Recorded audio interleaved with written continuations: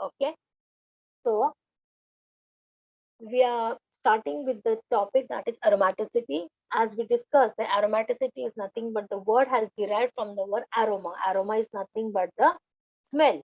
Okay, a sweet smell. So generally, the sweet smell is seen. The aromaticity is seen in the cyclic compounds, which has a ring shape or cyclic. We say it should be a planar. It has a resonance bond, and it is quite stable. So we can say that the aromatic molecules are very stable and they do not break apart easily to react with other substances. So these are the few properties of aromaticity. Moving ahead, we will see what are the conditions for aromaticity in cyclic organic compounds. ये जो organic compounds होते हैं, इसमें aromaticity के लिए क्या-क्या conditions होंगे वो हम देखेंगे. Fine. तो पहला जो condition है हमारा कि जो aromatic compounds होते हैं वो cyclic structure होता है. जैसे हमने देखा है कि benzene structure में जो होता है, we have the benzene structure which is cyclic. Okay. Now, what is the formula for benzene? C6H. C6H6.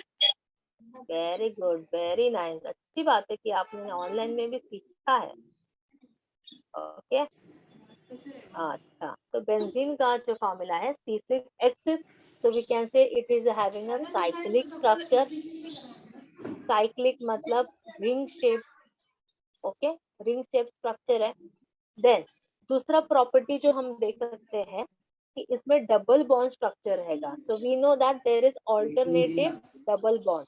Generally हम बेंजीन को इस तरह से रिप्रेजेंट करते हैं that it is having a double bond. Please mike बंद कीजिए. I am getting disturb. Mehboob. Okay, so it should have a, it is having again started. Please students unmute yourself na. Mute karo, not unmute. Mute karo. Yeah, thanks a lot. Yeah. So it is should so what is the conditions for aromaticity? It should have a cyclic structure. It should have double bond. Then third condition is planar होना चाहिए, मतलब flat structure होना चाहिए. Then it should undergo electrophilic substitution reactions. यहाँ पे जो bonding होगी वहाँ पे electrophilic substitution reactions हो सकते हैं. It should have a tendency to show resonance form. Resonance, I hope you understand what is the resonance effect that we understand. We have the free electron which is present and the resonance effect takes place. Now this bond can go move here. Okay, this bond moves here and this bonds move here. So we have the resonance effect which goes on. Pi bonds must form a closed loop. यहाँ पे जो pi bond रहेगा, it will form a circular. जैसे हम ऐसे भी structure देखते हैं ना, बेंजीन को इस तरह से रिप्रेजेंट किया जाता है. इस तरह से actually this is the right structure to represent benzene because it has a closed loop. Pi bonds का ये जो क्लाउड फॉर्म होता है, जो एक्स्ट्रा पाई बॉन्ड होता है, then it undergoes sp2 hybridization, right. So as we can see in the benzene structure, जो each carbon रहता है, इट इज sp2. थोड़ा सा खराब हो गया, सॉरी, बेंजीन नहीं लग रहा है.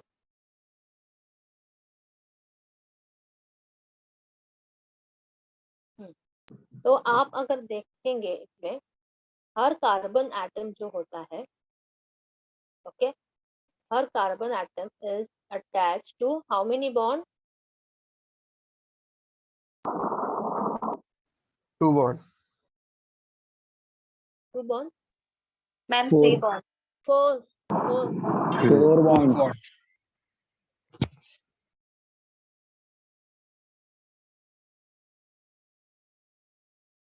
We have the hydrogens over here. Okay.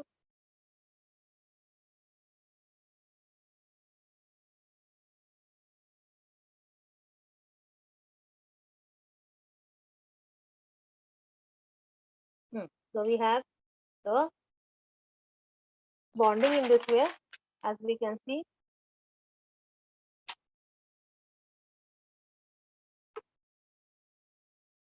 We have 4 bonds.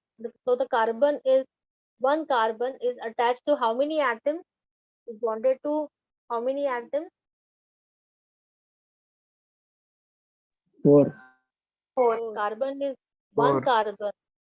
देखिए ठीक से जरा, one carbon is bonded to how many atoms I am saying. ये कार्बन किससे अटैच हुआ है? हाइड्रोजन हाइड्रोजन हाँ, से एक हाइड्रोजन, बस एक हाइड्रोजन से अटैच हुआ है और No, एक कार्बन एक कार्बन से. एंड विच बॉन्ड इज, ये जो कार्बन है जो में दिखाई दे रहा है, ये कौन से बॉन्ड से दोनों कंबाइन हुए हैं? Pi bond. double bond. Double bond से. Okay, there is one sigma one pi. और ये जो कार्बन कार्बन है दूसरे साइड में, वो कितने बॉन्ड से अटैच हुए हैं? कौन से बॉन्ड से Single attach bond. हुआ है? Single bond. Single bond bond. Right. So we have 4 bonds and we have 3 atoms. 3 atoms से जो है वो कंबाइन हुए हैं. राइट. तो इसको हम जो है sp2 हाइब्रिडाइजेशन कहते हैं. इसका detail study why it is sp2 hybridize में आपको आगे जो टॉपिक्स आने वाले हैं उसमें और डिटेल में समझाऊंगी. फिलहाल आप कंफ्यूज ना हो, इसके लिए अभी इतना याद रखो कि ये जो बेंजीन होती है it is sp2 hybridize. Then pz orbitals must overlap sideways. ये जो pz ऑर्बिटल्स, आपने ऑर्बिटल्स p का कितना ऑर्बिटल्स होते हैं? px, 6. हाँ 6 होते हैं. तो we said px, py, PZ. pz ये ऑर्बिटल्स है. इसमें कितने इलेक्ट्रॉन्स जाएंगे बेटा? 2 2. 2 जाएंगे, मतलब 6 होगा ना. इसमें टोटल काउंट 6 और ये ऑर्बिटल से ma'am. 6 इलेक्ट्रॉन्स जा सकते हैं. 2 x में जाएंगे, y में. तो and what is the shape of p orbital? Dumbbell shape. What is the dumbbell shape? Very nice. So we have a dumbbell shaped orbital, right? तो ये जो pz ऑर्बिटल है वो must overlap side wise. Side wise मतलब एक तो पता है आपको s ऑर्बिटल कैसे ओवरलैप होता है? One is the axial overlap in this way. This is the s orbital. And how is the overlap of the p orbitals? p orbitals one overlap can be in the lateral fashion. इस तरह से है ना, इस तरह से ये overlap हो सकता है बॉन्डिंग. तो overlap, this is a sideways overlapping. So it should, what are the conditions? It should have a sp2 hybridized and it should be pz orbitals must overlap sidewise. And one very important thing is that it should obey Huckel's rule. And what is Huckel's rule? Huckel's rule is 4n plus 2. Fine. So what are the various conditions that an organic compound is aromatic? What are the compounds? Major जो आपको याद रखना है, it is cyclic structure. It should have a cyclic structure. It should be having a double bond. It should be planar, and it should have sp2 hybridization, and should follow Huckel's rule. These are the 5 conditions. When these conditions are satisfied, then we say that that organic compound is aromatic in nature. I hope all of you are noting this down in your notebook. Are you sitting with a pen and a notebook, all of you? Yes. कि खाली audience की Yes, तरह ma'am. बैठे हो? Very nice. Audience की तरह मत बैठो, आपको लिखने की प्रैक्टिस होनी चाहिए, राइट? नहीं तो आपको अल्फाबेट्स ABCD भूल जाओगे. तो यू शुड प्रैक्टिस राइटिंग. तो अच्छे बच्चे वही कह लेंगे जो अभी लेक्चर्स को, जैसे लेक्चर कॉलेजेस में हम ऑफलाइन अटेंड करते हैं उसी तरह से ऑनलाइन अटेंड करोगे तो ही आपको समझ में आएगा और ध्यान में रहेगा. ओके, मार्क्स तो जब मिलेंगे जब आपको चीजें समझ में आती है. फाइन. तो मैम हाँ जी, मैम जो बाकी पॉइंट्स है वो इतने मतलब इम्पोर्टेंट नहीं है. क्या क्या समझा नहीं? अभी बात, ये पॉइंट जो टिक किए उसके अलावा जो पॉइंट्स है उसको इतना इम्पोर्टेंट नहीं है. ये इम्पोर्टेंट है, इम्पोर्टेंट नहीं ऐसे नहीं, लेकिन हम बेसिकली जो है ये क्राइटेरियाज पे जा रहे हैं. जनरली ये इम्पोर्टेंट होना चाहिए कि it should have electrophilic substitution. ये जो होता है, ये पॉइंट्स अगर सेटिस्फाई करते हैं तो आगे भी वो होंगे कि उसमें पाई बॉन्ड्स होनी चाहिए. अगर sp2 हाइब्रिडाइज है तो पाई बॉन्ड्स में शुड फॉलो दैट. ये पॉइंट्स अगर हो रहा है तो it will definitely go for the, ये तो उसमें आ ही जाएंगे मैक्सिमम, लेकिन ज्यादा तो उसको कैटेगराइज करने के लिए कि एरोमेटिसिटी है या नहीं, उसके लिए हम मेजरली 5 कैरेक्टर्स प्रॉपर्टीज को देखे जाता है, ये एडिशनल पॉइंट्स है for the aromaticity. But important points जो हम देखेंगे उसको साइक्लिक है कि नहीं बताने के लिए ये 4 कैटेगरीज में देखा जाता है, वो सेटिस्फाई होंगे फिर अंदर के जो प्रॉपर्टीज है, जैसे इलेक्ट्रोफिलिक सब्स्टिट्यूशन है या न्यूक्लियोफिलिक सब्स्टिट्यूशन है या उसमें रेजोनेंस इफेक्ट है क्या नहीं, वो भी आगे देखा जाएगा। ठीक है, Yes, Now, ma'am. okay, now let's see what are the characteristics of an aromatic compound। जो aromatic compounds होते हैं, शायद आपने 12th में बड़ा चैप्टर ही पढ़ा होगा aromaticity के रिलेटेड। तो aromatic compounds के क्या क्या characteristics present होते हैं? So first of all, they have higher carbon percentage, right? So we say carbon compounds तो obviously carbon की percentage ज्यादा रहेंगे। It has good stability. That is why these organic compounds are very important because you can use for higher temperature. That is why it can resist higher temperature. So we have thermal stability. It has a good chemical behavior. That is, they do not undergo addition reactions in normal conditions. For example, if we can say benzene does not decolorize alkaline KMnO4. If we take a reaction with the alkaline KMnO4, it does not decolorize it, right? So it does not undergo addition reactions in normal conditions. And this process is a characteristic property of normal alkene. The addition reaction he generally it undergoes with the alkene. But as we can see the aromatic characters, this is a characteristic property of normal alkene. That is, it does not decolorize alkaline KMnO4. Substitution reaction makes the aromatic compounds distinct from normal unsaturated compounds. So unsaturated compounds होते हैं, so substitution reaction makes the aromatic compound distinct, where the aromaticity can be differentiated as compared to the unsaturated compounds. These are the characteristics of the aromatic compounds in general. Now let's see what is the Huckel's rule and what it tells you. Now aromaticity and the Huckel rule. The Huckel rule, it is stated as 4n plus 2. Now जैसे मैं आपको बता रही थी कि जो हमारा standard conditions है for the aromatic compound find out करने के लिए, तो aromatic compounds can be differentiated on the basis of whether they are planar, whether they have the cyclic molecule है, and whether they have the conjugated cyclic, that is resonance all over the ring, and whether it obeys the Huckel's rule. So Huckel's rule says the pi cloud must contains a total of 4n plus 2 electrons.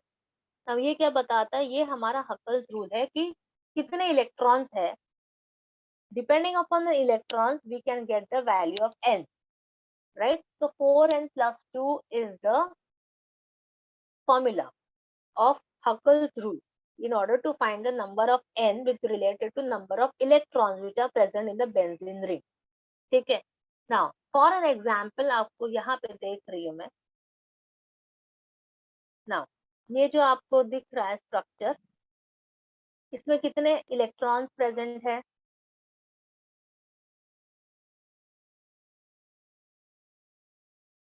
Yes 10. 10 हाँ 10 fine. 10. तो हमें number, जिस structure को देख के हमें number of electrons पता चलेगा, नंबर ऑफ इलेक्ट्रॉन्स पता चलने के बाद हम n फाइंड आउट करेंगे, n क्या नंबर आएगा, और n नंबर से हमें क्या पता चलेगा, that we will come to know. Fine, so now it is 4n plus 2. So 4n plus 2 is equal to number of electrons कितने हैं, 10 इलेक्ट्रॉन्स है। तो अभी हमको n फाइंड आउट करना है, तो सपोज हम -2 और -2 दोनों साइड से करते हैं, तो हमें जो वैल्यू मिलेगी that will be 4n is equal to 8। ठीक है, 4n इज इक्वल टू 8 को हम डिवाइड बाय 4 करते हैं, ओके, एज अ डिनोमिनेटर। तो इसको भी हमने 4n अपॉन 4 लिखा is equal to 8 upon 4, right? तो 4 कैंसिल हो गया, तो फिर हमारा इक्वेशन क्या बना, n is equal to 8 by 4 which is equal to 2 by 1 which is equal to 2, right? तो हमें क्या मिला है value, n is equal to 2। तो n इज इक्वल टू 2 ये जब हमें मिलता है n is equal to 2, which is a whole number. So when it is a whole number, then we can say that it obeys the Huckel rule, and therefore that substance, that compound is aromatic when it obeys the Huckel's rule. Fine. Similarly, when the number of electrons change accordingly, and if we get a fraction, okay, जैसे यहाँ पे आपको दिख रहा है red में दिखा है होल नंबर, ये 2, 6, 10, 14, 18 नंबर ऑफ इलेक्ट्रॉन से ये n नंबर निकाला है, उस तरह से हमें नंबर ऑफ इलेक्ट्रॉन से मिल रहा है होल नंबर. तो होल नंबर रहेगा that is 2, 6, 10, 14. so those compounds are aromatic as it obeys the Huckel's rule. When we get the fraction, then it does not obey the Huckel's rule. जो blue color में दिख रहा है that is 4, 8, 12. Then it does not obey the Huckel's rule, and therefore we say that it is non-aromatic. Now let's see, try to understand this with few examples. Ma'am, हाँ, repeat please. yeah, I'll repeat just a minute. Ma'am, what is n here? n only is a number जो आपको fraction में बता रहा है या whole number. Just a minute, I'll repeat and we will solve with an example also. Okay, now tell me what is the Huckel's rule? 4n plus 4n plus 2. So as we can see here, आज बस हमको Huckel's rule ही पढ़ना है, so don't worry for that. So what is Huckel's rule says that it is 4n plus 2. ठीक है, which is equal to number of electrons. कितने electrons हम है वो लिखेंगे. ठीक है, तो अब मेरा एक स्ट्रक्चर में आपको दे रही हूँ.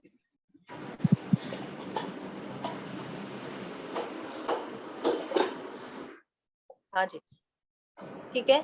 अब हमको ये फाइंड आउट करना है कि एरोमेटिक है या एरोमेटिक नहीं है, whether it follows the Huckel's rule और it does not follow the Huckel's rule. तो क्या लिखेंगे अभी हम इसको ये फॉर्मूला में सब्स्टिट्यूट करेंगे. तो हमारा फॉर्मूला है 4n प्लस 2. कितने इलेक्ट्रॉन्स है यहाँ पे? 4. 4n प्लस 2, हाँ, इक्वल टू 4.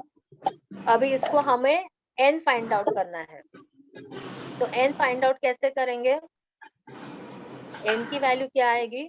इसको हम -2 करते हैं. हाँ, 1/2. बराबर n 1/2. दिखाओ क्या ये इस तरह से जैसे दिखाया था वैसे दिखाओ. तो this is equal to 4n -2 करेंगे यहाँ पे, तो 4n इज इक्वल टू 2. फिर हमको n फाइंड आउट करना है, इसके लिए हम डिवाइड बाय 4 करते हैं. तो 2 डिवाइड बाय 4 करते हैं, तो मुझे क्या मिलेगा? ये 4 कैंसिल हो गया, तो हमें n की वैल्यू जो मिली है, हाँ, n is equal to 2/4 which is nothing but 1/2. 2. हाँ, तो n/2 मुझे मिला. तो वेदर इट्स अ फ्रैक्शन और it's a whole number? Fraction. Fraction. हाँ, so this is a fraction, right? Ma'am, तो हाँ, मैम यहाँ पे जो फर्स्ट इक्वेशन है वहां से भी तो निकल सकता है, -2 नहीं करे तो. हाँ, हो आप वैसे भी डायरेक्टली आपको आ रही है वैल्यू तो भी आ सकता है. 4n plus 2 = 4. 4n plus 2 equal to 4. आप उसको कैसे फाइंड आउट करेंगे? 4n = 4 - 2 बराबर 4n = n = 2/4 = 1/2. वैसे भी आ सकता है, डेफिनेटली वैसे भी आप कर सकते हो. लेकिन कुछ एग्जाम्पल्स में इस तरह से दिए तो इस तरह से मैंने किया है। आप वैसे भी करते हैं 4n is equal to plus 2 is equal to 4, ये तो जनरल मैथ है। फिर हम क्या करते हैं, इसको 4n रखेंगे और इसको करेंगे 4 माइनस 2 करेंगे, है ना, और 4 माइनस 2 तो ये हुआ अभी आंसर 4। सेम ही आता है। हाँ आंसर सेम ही आएगा। 4n इज इक्वल टू 2, तो n इज इक्वल टू 2/4। जो आपको प्रैक्टिस है वैसे भी आप फाइंड आउट कर सकते हैं। 2 by okay ma'am, 4 thank you ma'am. which is equal to 1/2। आप इस तरह से भी फाइंड आउट कर सकते हैं, नो प्रॉब्लम। तो बस आपको ये जानना है कि फ्रैक्शन आ रहा है क्या होल नंबर आ रहा है, ठीक है। तो अब मुझे क्या मिला है, फ्रैक्शन मिला है। तो does this structure, does it obeys Huckel's rule? Hello? No. No ma'am. It does not ma'am. obey, it does not obey Huckel's rule. Whether it is cyclic, बच्चे लोग आवाज आ रही है ना, बात करने के बाद ना म्यूट कीजिए प्लीज, रिक्वेस्ट टू यू जी। तो ये स्ट्रक्चर में is it cyclic? No ma'am, No, it is not cyclic. It is planar, you can say flat structure है, but it does not obey rule. तो जो मैंने conditions कहे, अभी resonance effect भी इसमें नहीं आएगा because it is not cyclic. तो ये चार जो है important चीजें हैं, cyclic है, planar है क्या, resonance effect है क्या, और whether it obeys Huckel's rule.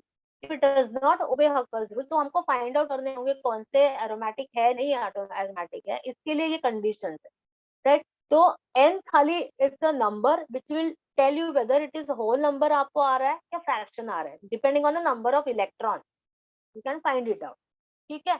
तो और एक एग्जांपल हम लेते हैं और इसका आपको बताना है अभी। थोड़ा सा स्ट्रक्चर ना स्ट्रेट लाइंस है, ओके।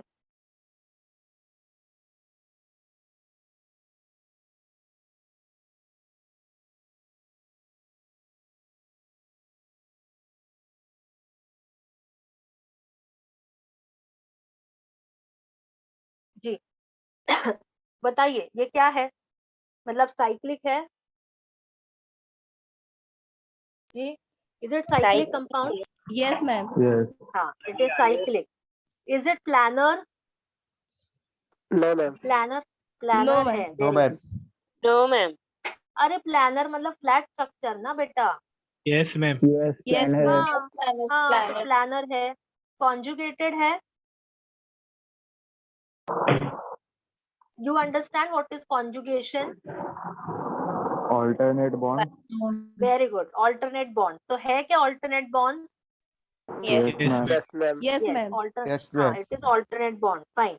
अब हकल्स रूल इसमें क्या करता है, प्ले क्या हो रहा है बताओ।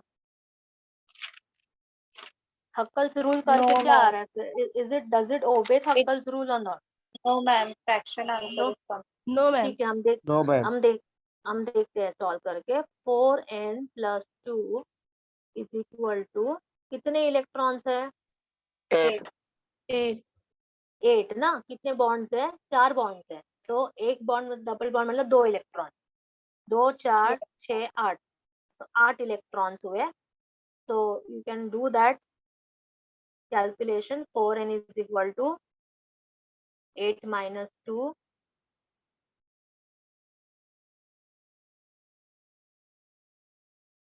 so that is 4n is equal to 6. So we can write n is equal to 6 by 4, by 2।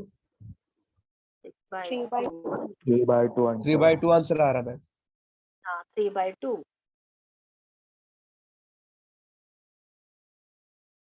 So 3 by 2 again it is coming as fraction. Fractional. So it disobeys Huckel's rule and therefore this compound is unstable.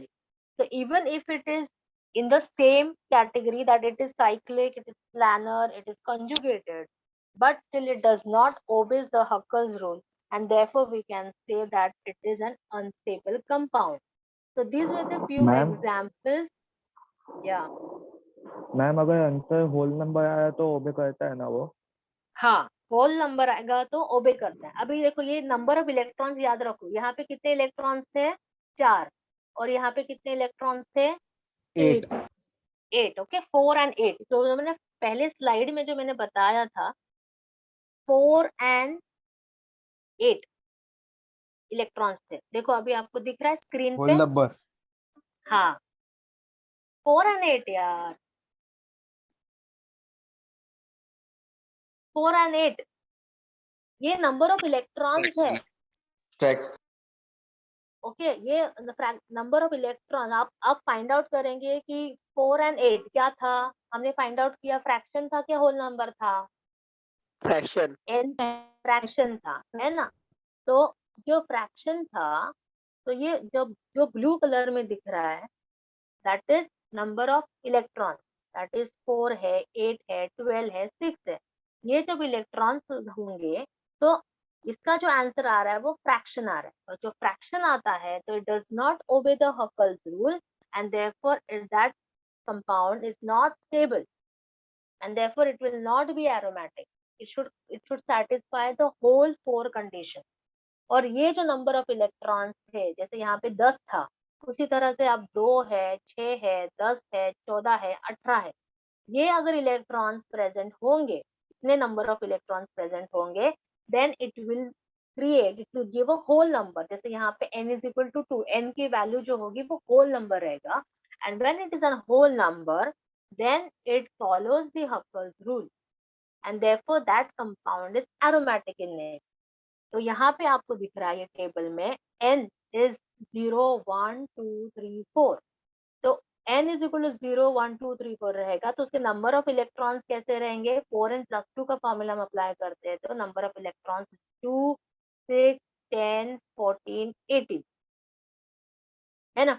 तो 0 1 2 3 4 n value जो लेता है, देखो whole number ले रहा है ना ये 0 1 2 3 4, तो 0 में कितने नंबर ऑफ इलेक्ट्रॉन्स है? 2 इलेक्ट्रॉन्स है as compare to 4n plus 2 में 1 रहेगा, n is equal to 1, it is 6 10 14 8। तो बीच में जो नंबर इलेक्ट्रॉन्स है, अभी यहाँ पे बताइए मुझे 4 नंबर क्यों नहीं लिखा है? 4 इलेक्ट्रॉन्स अगर हो गए तो इसमें क्यों नहीं लिखा है? Fractional number. फ्रैक्शन आता है। फ्रैक्शन है, बराबर फ्रैक्शन है, तो ये इसमें नहीं आया because it is not obeying the Huckel's rule, तो ये टेबल में वो नहीं आएगा। 8 नंबर लिखा है क्या यहाँ पे? नहीं लिखा है, क्यों नहीं लिखा? Fractional number. फ्रैक्शनली, क्योंकि ये जब 8 इलेक्ट्रॉन्स होंगे तो वो फ्रैक्शन n की वैल्यू फ्रैक्शन में आएगी and it will be not a whole number and that is why it is not included in the table. तो सिंपल है, अगर आपको ये कौन से इलेक्ट्रॉन कॉन्फ़िगरेशन वाला हक्कल्स रूल ओबे करता है, तो व्हेन n is equal to 0 1 2 3 4 so on, तो अगर ये हम 0 अप्लाई करेंगे ये फॉर्मूला में 4 into 0 plus 2, तो कितना मिला मुझे आंसर? 2 2। तो नंबर ऑफ इलेक्ट्रॉन कितने? 2 है। 2 तो n से भी मैं number of electron find out कर सकती है या नंबर ऑफ इलेक्ट्रॉन से भी n फाइंड आउट कर सकती है। तो अगर मेरा n is equal to 1 है तो 1 4n plus 2, तो 4 into 1 plus 2 is equal to 6. If n is equal to 2, then 4n plus 2 is equal to 10. So n is equal to 3. Then 4n plus 2 apply करोगी तो 14, और n is equal to 4, then it is 18. तो इस तरह से Huckel's rule जो होता है is 4n plus 2 and it gives the value of n. So n goes from 0 1 2 3 4 so on, तो होल नंबर होता है। उस तरह से अगर हम ये फॉर्मूला अप्लाई करती हूँ तो मुझे नंबर ऑफ इलेक्ट्रॉन्स मिलते हैं। नंबर ऑफ इलेक्ट्रॉन से मुझे n मिलता है और n से मुझे पता चलेगा कि वो होल नंबर है या फ्रैक्शन है। अगर वो फ्रैक्शन होता है तो it does not obey the Huckel's rule and therefore it does not come into this table. Understood? Yes ma'am. Yes ma'am. Okay, आपने लिख लिया है ये? आपने नोट डाउन किया, लिखा? Yes yes ma'am. मैम. आपने वो मैंने Yes, ma'am. जो ये हाँ मैंने जो एग्जाम्पल्स बताए थे फ्रैक्शन निकालने के लिए 4 और 8 किया था ना हमने, वो भी लिखा आपने? Yes ma'am. Yes ma'am. Okay fine, great. तो Now next is illustration of Huckel's rule. अभी हमने हक्कल्स रूल पढ़ा और हमने क्या क्या क्राइटेरिया लगता है एरोमेटिसिटी को एक्सप्लेन करने के लिए, ये हमने देखा। तो इसको हम हक्कल्स रूल को और एक एग्जाम्पल से स्टडी करते हैं। One of the example is cyclopropenyl cation. Okay, cyclopropenyl cation जिसका फॉर्मूला है C3H3 plus, because it is a cation that is why इसको प्लस साइन किया है। C3 इसका स्ट्रक्चर कैसे होगा देखो, C3 है तो कार्बन 3 होगा 1 2 3 और इसके साथ हाइड्रोजन है, 1 हाइड्रोजन ये, 1 हाइड्रोजन ये, 1 हाइड्रोजन ये, and it is having a double bond in between, तो इट इज अ साइक्लोप्रोपेनिल कटायन। अब हमको देखना है कि can we say that it is following the aromaticity principle. First of all, cyclopropenyl cation is a three-membered cyclic and planar molecule. तो हमें दिख रहा है cyclic है क्या? Yes, it is a cyclic ring shape which is closed and it is planar. Planar मतलब flat structure है. All the three carbon atoms of the ring are sp2 hybridized. All the three carbon atoms, ये जो तीनों carbon atoms है, they are sp2 hybridized. Thus, pz orbitals are available for the delocalization of pi electron. अभी शायद मुझे ये आपको लग रहा है, मुझे ये समझ में नहीं आ रहा होगा ना? समझ में आ रहा है? sp2 हाइब्रिडाइज पता है आप लोगों को क्यों कहते हैं हम इसको sp2 hybridization? And what do you understand by delocalize of pi electron? Yes or no? No, ma'am. अच्छा, तो मुझे पहले तो sp2 हाइब्रिडाइजेशन समझाना पड़ेगा शायद, अभी टाइम कितना मैम है? डबल बॉन्ड रहते हैं ना sp2। हाँ, जनरली डबल बॉन्ड रहेगा, वो sp2 हाइब्रिडाइज्ड रहेगा, right? But also we should understand what is the delocalization of the pi electron. Ma'am और Conjugated- रेजोनेंस की वजह से होता है ना। हाँ, रेजोनेंस का मतलब क्या होता है? What is resonance? ये जो आपको दिख रहा है, electrons हाँ, shifting of the double bonds and giving the structure, क्योंकि ये ना इलेक्ट्रॉन जो होता है वो मूव होता रहता है, राइट? डिलोकलाइज मतलब एक ही जगह पे नहीं है, वो मूव रहता रहता है। जैसे बच्चे कैसे मूव होते रहते हैं, कभी एक जगह पे कभी दूसरी जगह पे, तो उसका फिक्स पोजीशन हम लोग बता नहीं सकते। That is called delocalisation of pi electron. इसके बाद कोई लेक्चर है आपको? Yes, ma'am. Yes, ma'am. अच्छा, मैं एक्चुअली अभी स्टार्ट करूँ तो खत्म नहीं होगा और अटेंडेंस भी लेना है आपको। मैं अभी पहले sp2 समझाती हूँ तो ही आपको ये समझेगा। ओके,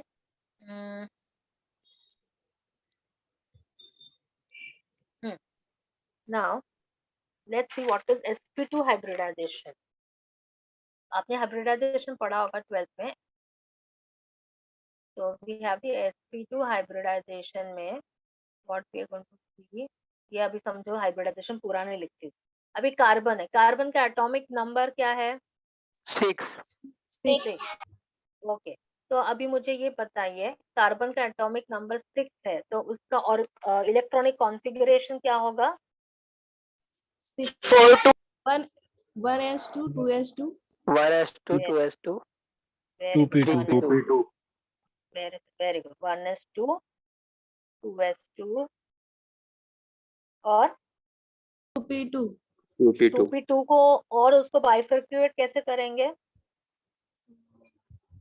2p और 2px1 2py1 2p2 हाँ, 2px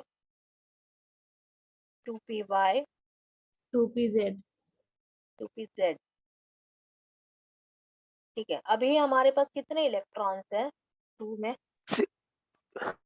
2 2 इलेक्ट्रॉन्स है। तो 2px में 1 इलेक्ट्रॉन है, 2py में 1 इलेक्ट्रॉन है।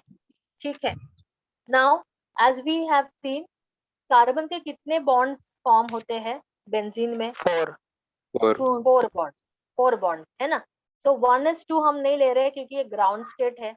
We will see the 2s2 and 2p, right? अभी हमने देखा कि 4 बॉन्ड्स फॉर्म हो रहे हैं, पर अभी हमारे पास इलेक्ट्रॉन्स कितने हैं यहाँ पे? 2 नहीं नहीं, यहाँ पे 2 और यहाँ पे 2, 4 4 4 है, पर ऑर्बिटल्स कितने हैं? 3 3. 3 ऑर्बिटल्स है।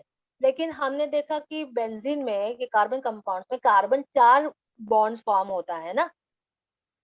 यस पर ma'am. Yes, 4 ma'am. Bond Yes, 4 ma'am. Bonds form होना मतलब 4 ऑर्बिटल्स चाहिए ना हमारे पास। पर हमारे पास कितने ऑर्बिटल्स है? 3 ऑर्बिटल्स है। Yes ma'am. तो फिर क्या होता है? 1 electron move. One electron moves from S orbital. S to P. S orbital. Excited state होता है ना, तो एक्साइटेड स्टेट में ये 2s2 में से एक इलेक्ट्रॉन यहाँ जाता है, तो ये 2s क्या हुआ? 2s1, 2px1, 2py1 और 2pz1 1 1। तो अभी हमारे पास कितने ऑर्बिटल्स हुए जिनके पास एक एक इलेक्ट्रॉन है? 4 4. तो 4 ऑर्बिटल्स हुए। ये 4 ऑर्बिटल्स जो है वो 4 बॉन्ड्स बनाएंगे, ठीक है। This will create 4 bond.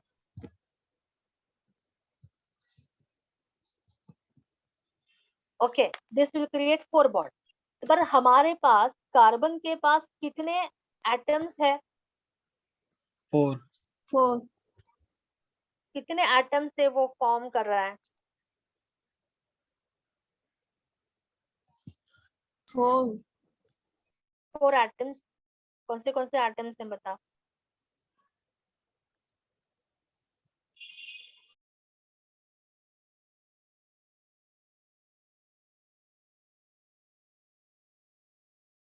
जैसे हमने, अगर मैं बेंजीन का स्ट्रक्चर करती हूँ,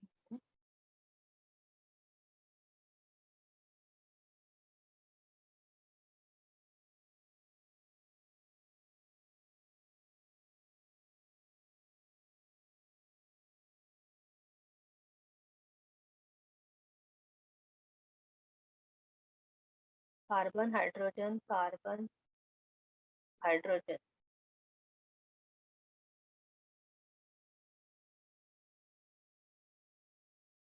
okay. Now here if I have